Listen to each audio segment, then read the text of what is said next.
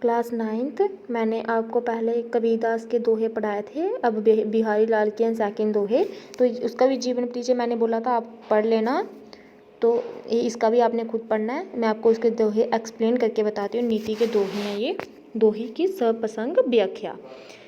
दीर्घ सांस न लेही, दुख सुख साही ना बोली, दही दही क्यों करतू है, दे दे सु कबूली। प्रस्तुत दोहे के रचयिता कौन है? बिहारी लाल जी हैं। इसमें उन्होंने मनुष्य को सुख दुख के को समान रूप से ग्रहण करने की प्रेरणा दी हुई है। मैं बोला सुख दुख दोनों को समान रूप से हमें ग्रहण करना चाहिए। कब व्याख्या है, कभी मनुष्य को संबोधित करता हुआ कहता है, दुख में गहरी सांस अथवा लंबी आहें नहीं भरनी चाहिए और सुख में मगन होकर ईश्वर को नहीं भूलना चाहिए। हमें क्या करना चाहिए? दुख में गहरी सांस लेके लंबी लंबी आहें नहीं बननी चाहिए और सुख में हमें मगन होके हमें अपने सुख में ही मगन होके हमें ईश्वर को नहीं भूलना चाहिए। अब अगर दुख आ ही गया है तो हाय हाय क्यों करता है? बोलता है अगर अब दुख आ ही गया है तो हाय हाय क्यों करना है? इससे क्या फ़ायदा है? ईश्वर ने जो दिया है उसे स्वीकार कर, उसमें जो हमें चीज़ दी हुई है हमें उसे स्वीकार करना है। जब भी हमें कोई दुख आए उसको हाय हाय करके सभी को नहीं सुनाना मुझे दुख है, बड़ा दुख है, तो क्या करना है? उसको भी स्वीकार करना है, क्योंकि ईश्वर ने वो दिया हुआ है, उसको स्वीकार करना है। विशेष सुख दुख में संभाव से रहना चाहिए। भाषा कौन सी है? ब्रज है। अनुप्रास अनुरूपित ये क्या है? तथा यमक अलंकार है इसके।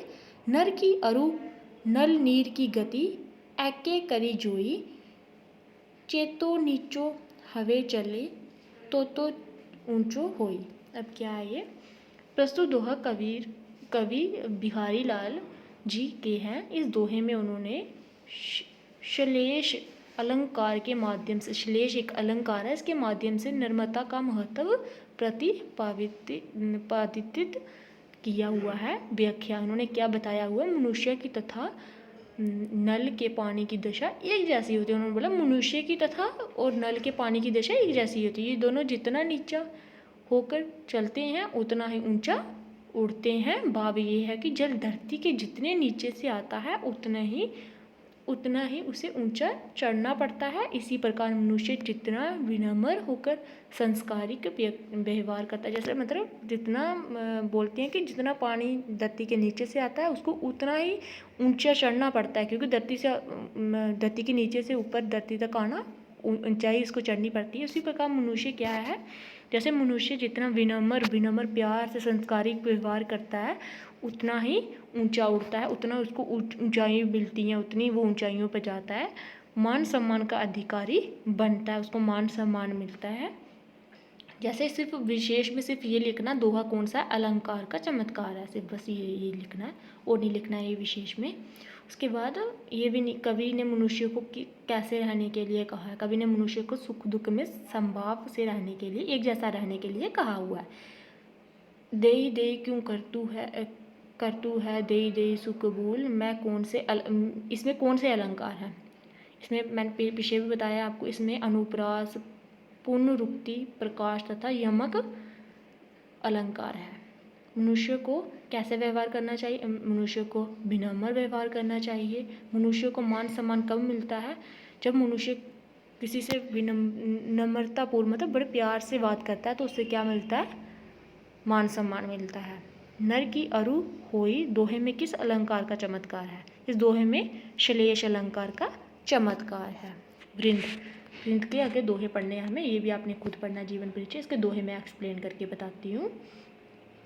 सुरसती के भंडार की बड़ी अपूर्व बात, जो खर्चे त्यों बड़े, बिना खर्ची घटी जात।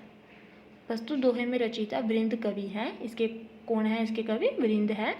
इस दोहे में उन्होंने स्पष्ट किया है कि विद्या रूपी धन जितना खर्च किया जाए उतना ही बढ़ता जाता है। जैसे हमें फॉर एग्जांपल किसी मैथ्स का ये क्वेश्चन ले लो, हम क्या करते हैं, जितना उसको हमें आता है, ठीक है, जितना हम दूसरे को समझाएंगे, तीसरे को समझाएंगे, चौथे को समझाएंगे, उतना ज़्यादा हमारा वाला जो हमें आता है वो और ज़्यादा पक्का होता जाता है हमारे माइंड में, और ज़्यादा हमें आता है। तो इसे उन्होंने मैंने एग्जाम्पल दे के बताया है। तो ऐसे उन्होंने लिखा होगा, व्याख्या में उन्होंने एक्सप्लेन किया हुआ है। कवि का कथन है कि विद्या के भंडार की, विद्या जो हम पढ़ते हैं ना, इसके भंडार की बड़ी विचित्र बात है, बड़ी अनोखी एक बात है कि ऐसे जैसे खर्च किया जाए वैसे वैसे बढ़ता जाता है। ऐसे तो हम अगर हमारे पास पैसे भी हो, हम खर्च करें तो कम होते जाते हैं, लेकिन विद्या का एक ऐसा भंडार है, इसकी बड़ी ही एक विचित्र बात है कि इसको हम जैसे जैसे खर्च करते जाते हैं ये और बढ़ता जाता है हमारे पास, और ना खर्च करने से कम होता जाता है। भाव यह है कि मनुष्य अपनी विद्या अथवा ज्ञान को जितना बांटता है उनके ज्ञान में उतनी ही वृद्धि होती जाती है। बोलते हैं कि जैसे जितना मनुष्य अपना ज्ञान बांटता है उतने उसके ज्ञान में उतनी ही वृद्धि होती जाती है, बढ़ता जाता है उसका उतना ही ज्ञान को बांटने से ही ज्ञान बढ़ता है। सरल भाषा, अनुरुक्ति व अनुप्रास अलंकार है। बड़े ना हजुए गुण बिना बिरद बढ़ाई पाए, कहत दतूरे सो कनक गहनो गढ़ो न जाए। अब इसमें कवि क्या कहते हैं, ये भी प्रसंग ऐसे ही लिखना सेम ऊपर वाले की तरह। कवि का कथन है, व्याख्या पढ़ रही हूँ, इस कवि का कथन है कि गुणों के बिना केवल बड़ा नाम, प्रशंसीय नाम रख लेने से कोई भी व्यक्ति महान नहीं बन जाता। बोलते कोई व्यक्ति ऐसे बड़ा बड़ा नाम, बड़ा प्रशंसा वाला नाम रख लेने से कोई व्यक्ति बड़ा नहीं बन जाता। धतूरा एक नशीला पदार्थ होता है। क्या होता है धतूरा? एक नशीला पदार्थ है एक, जिसका एक नाम कनक भी होता है। उसका एक नाम क्या है? कनक भी है। कनक का अर्थ सोना भी होता है, लेकिन इसे गहने नहीं बनाए जा सकते, क्योंकि धतूरे का अर्थ है नशीला पदार्थ। नशीला पदार्थ को कनक भी कहते हैं। अब कनक सोने को भी कहते हैं। अब सोने से गहने बनाए जाते हैं, लेकिन नशीले पदार्थ गहने थोड़े बनाए जाते हैं। सिर्फ एक उसका नाम अच्छा है, इसका मतलब ये नहीं कि वो क्या है, प्रशंसनीय नाम रख लेने से जैसे कोई महान नहीं बन जाता। ऐसे उसका नाम अच्छा है, इसका मतलब ये नहीं है कि वो चीज़ काम में भी अच्छी होगी। जैसे विशेष आदमी अपने गुणों से महान बनता है। बड़ा नाम रखना व्यर्थ होता है। भाषा सरल है। इसमें भाषा कौन सी यूज़ हुई है? सरल। अलंकार कौन सा है? अनुप्रास अलंकार। क्या खर्चा करने पर भी बढ़ता जाता है? विद्या खर्च करने से भी बढ़ती रहती है। किसके बिना मनुष्य बड़ा नहीं हो सकता? गुणों के बिना मनुष्य बड़ा नहीं हो सकता। धतूरा क्या होता है? धतूरा क्या है? एक मैंने अभी बताया, एक नशीला पदार्थ है। अब अभ्यास के प्रश्नों के उत्तर। जैसे रहीम के अनुसार प्रेम का बंधन टूटने के बाद जोड़ दिया जाए तो क्या हो जाता है? अभी पीछे पढ़ाया था मैंने, गांठ पड़ जाती है।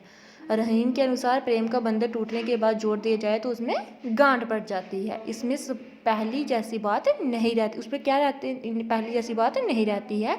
एक ऐसी दरार पड़ जाती है जिसको पूरी तरह नहीं भरा जा सकता। सेकंड क्वेश्चन, कवि बिहारी ने मनुष्य और नल से बहते जल को एक समान क्यों माना है? कवि बिहारी ने मनुष्य और नल से बहते जल को एक समान इसलिए माना है क्योंकि दोनों जितना नीचे होकर चलते हैं उतने ही ऊंचे उठते हैं। जितनी धरती के नीचे से आता है उतना ही ऊंचा उठता है। मनुष्य भी जितना विनम्र होकर चलता है उतना ही महान बनता है। ये आपने पीछे भी पढ़ा, जब पैरों की ये दिए हुए थे दोहे, उनकी एक्सप्लेनेशन में पढ़ा इसको। कवि वृंद सरस्वती के भंडार की कौन कौन सी बात अद्भुत है?